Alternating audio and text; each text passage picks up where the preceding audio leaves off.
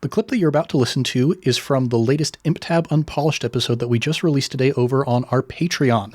If you like what you hear and you decide you want more, all of our patrons, starting even at the lowest tier, get access to the full episode in audio and video format, as well as our entire backlog of bonus episodes that we've recorded up to this point. You can head on over to patreon.com/improvtabletop to learn more and see all the different rewards available there. Now, on with the show. Pull yourselves down to the banks of the Ruby River Reservoir quietly, stealthily, silently. You can see there are some docks nearby, some boats. This is a recreational area, but it is, of course, the middle of the night. There is dark shrouds of mist all about you, and you are here at the reservoir. What would you like to do? All right, first things first, Connor. We have to find life jackets. Yep. I can't swim. No, I'm just kidding. I'm not a strong swimmer. And also, all of these signs around here say that I'm much more likely to die if I don't have a life jacket on, so I need a life jacket. Judd, do you have life jackets in your car? I feel like you got a lot of stuff in there. I used to have life jackets in my car, but Holly needed to borrow them because she was taking her nieces and nephews out to the splash pad. Dang it. Yeah, all right. That's fair.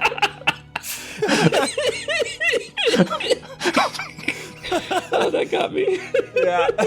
Okay. Well, Quentin, do your best not to drown, buddy. Okay, I'm sure one of these Pokemon can swim. Yeah, maybe. Look at Ditto over there. I know, yeah. I've got a Chinchou. That's a water electric type. Mm-hmm. Yeah. You get in with him, too, and, you die, he can do the defibrillating on you. Yeah, it'll be... All right. So, yeah, there's a whole bunch of... There's, some sailboats, there's some rowboats, some kayaks, etc., etc. You got all sorts of options here. Is it foggy? It is. Ooh, I knew it would be foggy. All right. Connor, Mm-hmm. I feel much more confident kayaking than canoeing. Agreed. Is that Alaskan heritage coming out? Yeah, do you want to 3 kayaks? I'll paddleboard. Yeah, I'll do the Okay. stand. Do the old stand. In that case, would you mind hooking this disembodied head to your hip? Because I'm Yeah. going to be hip deep in this kayak. I got you, Queen. Welcome to my hip, buddy. How are you doing down there? Judd finds I could have sworn that I've seen one of these before. It's like a bicycle on pontoons. That's like Yep. SpongeBob style. Oh, yeah, those are so cool. So I saw it on Mythbusters. yeah, Judd grabs one of those, and You look awesome, dude. yeah, as you all get into position, the head of Ismark the Lesser is like, I'm going to drown. I'm going to drown in the middle of a lake in a foreign land. This is, well, I always knew this is how I would go. I always had this Come sinking on. feeling in my gut. I'm very stable. Sergey, you can possess my kayak. Yeah, Can you're I? possessed, bozo. Oh, wait, no, you're speaking to Sergey. Possess the kayak. I am a ghost, I suppose, yes. Yeah, put your ghost heart to it. You can possess anything. I don't know. I just figure, you're going to have a hard time. You could also possess the paddleboard if you'd rather be stood on, or the Yeah. bike if you'd rather be sat on. Let me put my feet on you. Going to roll for Sergey to see which demeaning thing he is most into. He is most into being sat in, I guess. Yep. So yeah, he's going to possess the kayak, and you can feel it, the energy begin moving forward beneath you. I didn't want to paddle super hard, so I'm glad I got my kayak possessed. Yes. All right, so here you are upon the waters of the Ruby River Reservoir. I'm going to look up real quick, just make sure I know how big this reservoir is, so we can get some sense. While you do that, I do the wayfinding trick where I put my hand in the water to try and read the currents, and I realize that this is not running water, so we're not at an advantage. Yeah, so Dang the reservoir is 76 miles long. So because it is a river reservoir, It is basically imagine like a river, but wider, much, much wider.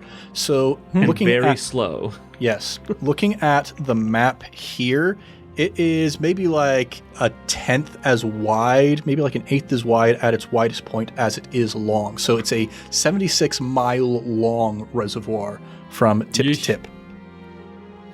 Wow. Yeah, big place. Big place, turns out. And the quote-unquote current isn't really strong enough to count as running water for the detriment of vampires? Unfortunately not. I figured. All right. As I pull out my phone and I look at Google Maps, I see that if everything is the same as it is according to the all-knowing and all-powerful Google, there are no islands in this whole goddamn reservoir. So I don't know where Strahd be hiding. Maybe he's swimming. I'm going to put Sergei on has, my like, Chin Chow hat so that I have a little bit of light. Yeah. Sergei, like, Sergei, related? can you sense your bro? Perhaps. I pull my paddles out of the water to see if my kayak starts, like, spinning like a compass. Let's see. Roll to overcome with clever, let's say.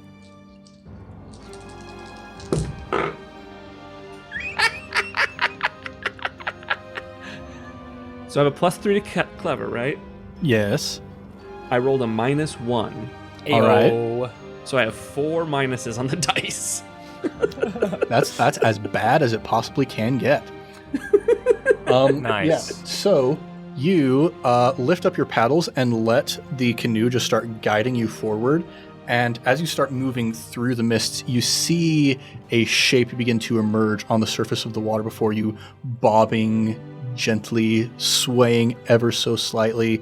And you get closer and you see it appears to be a little just rowboat. The oars missing, just out in the middle of nowhere. And you start getting closer and closer, and you can see that there appears to be a figure lying supine inside of this rowboat. Ned? Christian? Ned. Connor? Ah, It is Ned? it's our guy. Paddle, paddle, paddle, paddle, paddle, paddle, paddle, paddle, paddle, paddle. Yes. So you start moving forward, and you see this figure sit up inside the rowboat, and it starts shaking side to side, like it almost tips over. And you hear Ned's voice, guys, you're finally here. Come on, quick. Whoa, sounds just like him. Hang on. I got a -1 to my clever, so I'm going super fast. I'm sus. I would like to try and identify if this is really Ned. Yes, roll to overcome with clever. Okay, that's so good. I got a -3 on the roll and a +2, so -1 altogether. It's definitely Ned. Yeah. So let's have Connor. You have a +2 quick, so we'll assume that you get there first. Yes. Hi, Ned. Connor. Hi, real Ned. Yeah, Connor. I'm so glad to see you. And Ned reaches out and grabs for your hand. Here you go. And My hand. as the hand touches yours, you feel just like an ice coldness.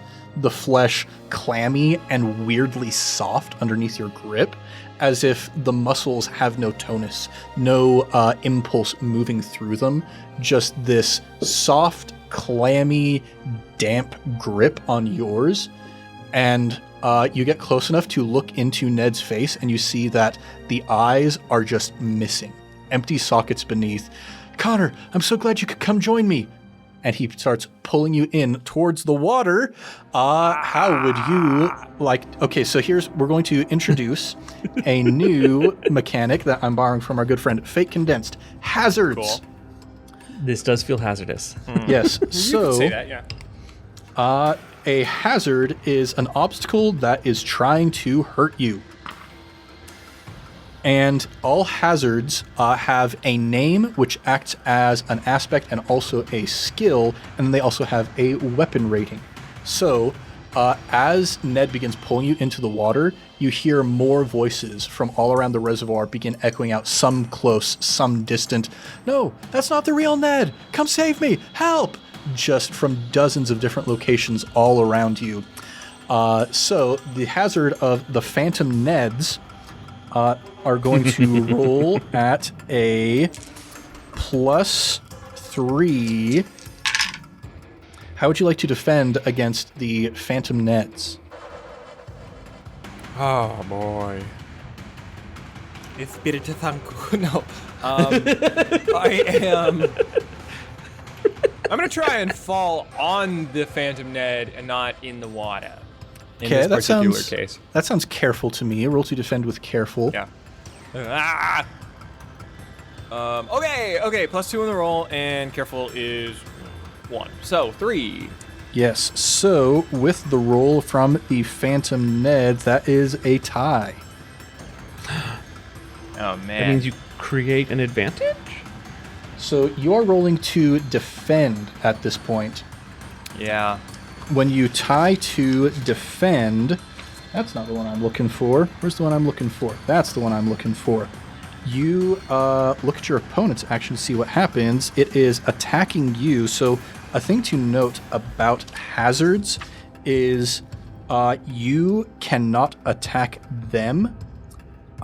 They can attack or create advantages. They can't be attacked, and they don't overcome obstacles. There's a way that you will be able to remove this hazard eventually, but it's not by attacking it directly. So because it is attacking you on a tie, it doesn't harm the target, but it does gain a boost. So I think the boost that we're going to give the Phantom Neds on you is just a surprise moment of self-doubt. Realizing that what you thought was true isn't exactly true. So we're entering into an initiative at this point as well.